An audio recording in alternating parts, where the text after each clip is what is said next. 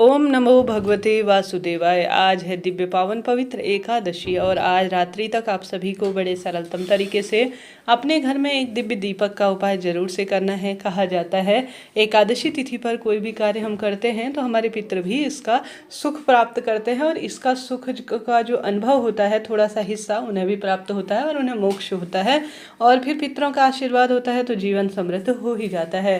तो कब कैसे किस स्वरूप में उपाय करें, ध्यान से सुने और अंत तक वीडियो में बने रहें। आप सभी को बतलाते हुए चलो कि इससे पहले मैंने आज दान पुण्य और पारण का शुभ मुहूर्त बताया हुआ है वीडियो में और साथ ही चने की दाल का उपाय भी है, कृपया वो वीडियो जरूर से देखिएगा। अब आप सभी को उपाय कैसे करना है ध्यान से सुने। सबसे पहले बड़े सरलतम तरीके से आपको एक दिव्य उपाय बताना चाहूँगी जो कि आपको एक चुटकी हल्दी से करना है। आप सभी को बना लेना है एक आटे का दीपक।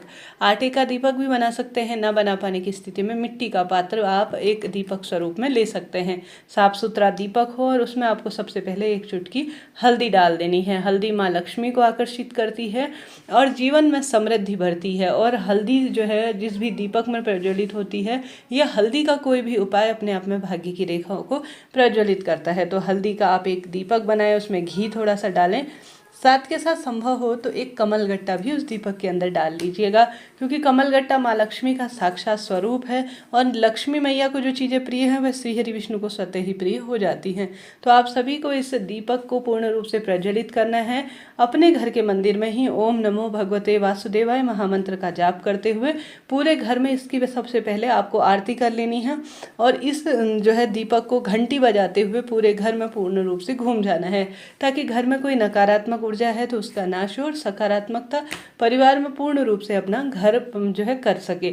जो है आप सभी अशुद्ध स्थानों पर न जाए, शुद्ध स्थानों में पूर्ण रूप से घर में घूम लीजिएगा। एक चुटकी हल्दी, घी का दीपक, कमल गट्टा, यह दीपक घर में घुमाने के बाद आपको भगवान श्री हरि विष्णु के समक्ष यह दीपक समर्पित कर देना है, प्रज्वलित कर देना है। पूरे रात संभव हो तो यह दीपक जलता रहे तो अत्यधिक शुभ है। न जल पाने की स्थिति में जितनी देर आप पूजा पाठ करते हैं या जितनी 1-1.5 घंटा जल जाए तो भी पर्याप्त रहेगा। तो हमने बात कर ली प्रथम दीपक के उपाय की, बढ़ते हैं दूसरे दीपक के उपाय की तरफ।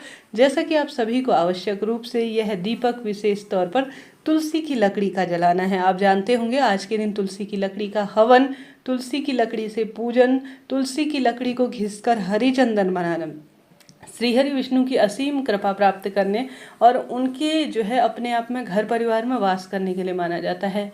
आज तुलसी मैया निर्जल निराहार व्रत करती हैं तो आपको तुलसी में जल नहीं चढ़ाना है, परंतु जो तुलसी की सूखी लकड़ी हो जाती है ना, वह हवन पूजा पाठ के ही कार्य में आती है, उसे अनावश्यक आपको फेंकना नहीं है। भले ही आप बहुत देर तक तुलसी की लकड़ी का दीपक नहीं जला सकते, परंतु जितनी देर आप कथा सुनते हैं या जितनी देर आप पूजा करते हैं उतनी देर तो अपने घर में पूर्ण रूप से प्रभु का वास हो, ऐसी प्रार्थना करते हुए आपको प्रज्वलित कर लेना है। आपको तुलसी की लकड़ी तोड़नी है, संभव हो तो 2 जो है तुलसी की लकड़ी एक साथ रखिएगा, क्या एक ही तुलसी की लकड़ी रख सकते हैं।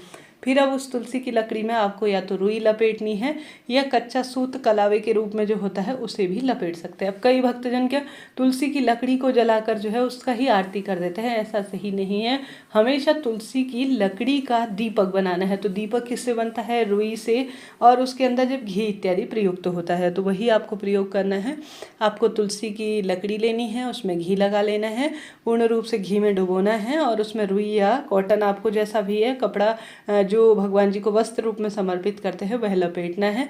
अब आप सभी को प्रभु के नाम मंत्र का स्मरण करते हैं हुए कि ओम नमो जो है आप सभी ओम नमो भगवते वासुदेवाय या ओम श्री विष्णवे नमः, ओम महालक्ष्मी च विद्महि विष्णुपत्नी च धीमहि तन्नो लक्ष्मी प्रचोदयात, इन सरल से महामंत्र जो आपको आते हों, आप श्रवण करते हों, ये टेप रिकॉर्डर इत्यादि मोबाइल में भी इन सरल से मंत्रों को चलाते हुए अपने घर के मंदिर में तुलसी की लकड़ी का आपको आज मनोकामना के लिए दीपक बनाना है और प्रज्वलित करना है। तुलसी की लकड़ी का दीपक आप मनोकामना का हरि के मंदिर में अर्थात श्री हरि विष्णु के मंदिर में भी अपनी मन की कामना कहते हुए लगा सकते हैं। कोई दिक्कत कोई दोष इसमें नहीं है, इसका अद्भुत परिणाम शास्त्रों में कहा गया है। तो 2 दीपक हमने जला लिए, बढ़ते हैं तीसरे दीपक के उपाय की तरफ।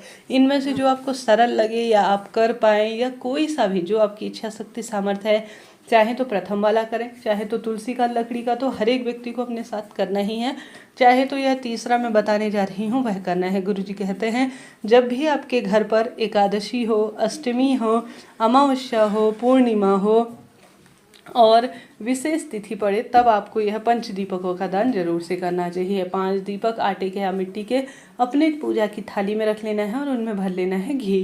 घी भरने के बाद आपको नाम मंत्र प्रभु का स्मरण करते हुए सबसे पहले जो यह दीपक है, इन 5 दीपकों से भगवान जी श्री हरि विष्णु और महादेव की आरती कर लीजिए।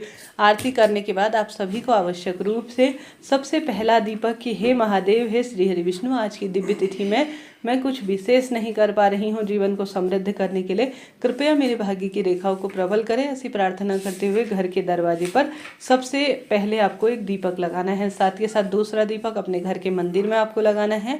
तीसरा घर की रसोई में, जहाँ पर माँ अन्नपूर्णा का वास है, पितृ देवताओं का वास है और जीवन में समृद्ध करने के कार्य रसोई घर में होते हैं, तो रसोई घर में आपको एक दीप लगा लेना है। तत्पश्चात आप सभी को 4 दीपक आपने लगा लिए, 3 दीपक एक रसोई में, एक घर के दरवाजे पर, एक घर के मंदिर में।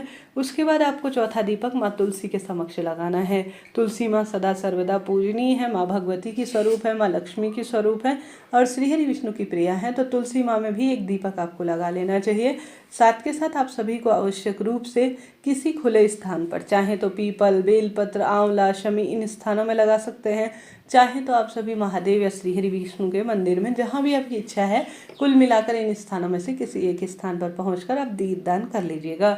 ज़्यादा की संख्या में भी कर सकते हैं, कम की संख्या में भी कर सकते हैं, इच्छा शक्ति सामर्थ्य आपकी है। तो मैंने आपको बताया दीपक के उपाय। अब आप सभी को आवश्यक रूप से आज गौ माता को, आवश्यक रूप से आपका उपवास है, गौ माता का नहीं है, नहीं भगवान जी का है, तो आप सभी को अपने घर में रोटी बना लेनी है।